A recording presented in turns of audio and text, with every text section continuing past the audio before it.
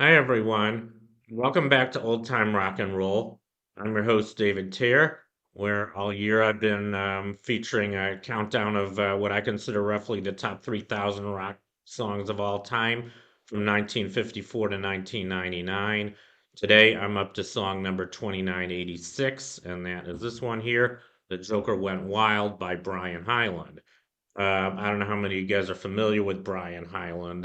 He was pretty popular in the early '60s. Here's a picture of him. He was one of those kind of, I guess, handsome young, kind of preppy rock singers, kind of like Ricky Nelson, I guess, or a number of other ones.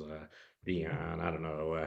But he had some pretty big hits. Joker Went Wild wasn't really one of his biggest. I think it only went to number 20 on Billboard, but he had some other big hits. His first big one was called Itsy Bitsy Teeny Weeny Yellow Polka Dot Bikini. That one came out in 1960. That one actually went to number one. It's a pretty annoying song. I don't know if you've ever heard it. It's kind of a joke. It is actually coming up on my list, but there's a funny scene. There's a movie from I think it's 1961 by Billy Wilder called One Two Three, and there's a very funny scene in that movie where there's this Russian that this American girl falls in love with in Moscow, and her father is furious about it, so he tries to break up the marriage, and he ends up getting her fiance kidnapped, I guess arrested by the Soviets, and the way they torture him is by playing that song, "Itsy Bitsy Teeny Wee Yellow Polka Dot Bikini." I thought it was a hilarious scene. If you haven't seen that, I recommend it. But it is a pretty crazy song. But anyway, he had some other big hits that were better than that. His next big hit, I think, was from 1962. It was called "Sealed with a Kiss." That's actually a very pretty love song, I think. I've even slow danced to it a few times. It's a nice song.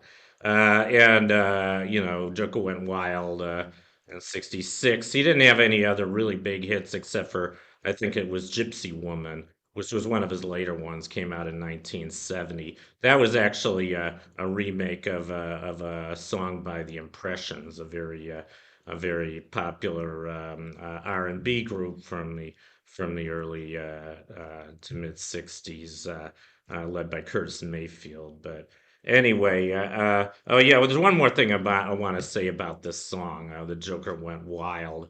Um, yeah, it's kind of, this isn't a song that's very well known, and the only reason I kind of know it, it's an interesting story if you want to hear about it. I heard that, I've been an oldies fan for a long time. I think ever since the '80s when I was in college, I started getting into '50s and '60s rock and roll, and I heard this song a few times on the radio. I didn't really think about it much, and I thought it had an interesting melody. It has a kind of weird decrescendo near the, it goes, the Joker went wild and he couldn't smile because his kingdom fell apart, that part.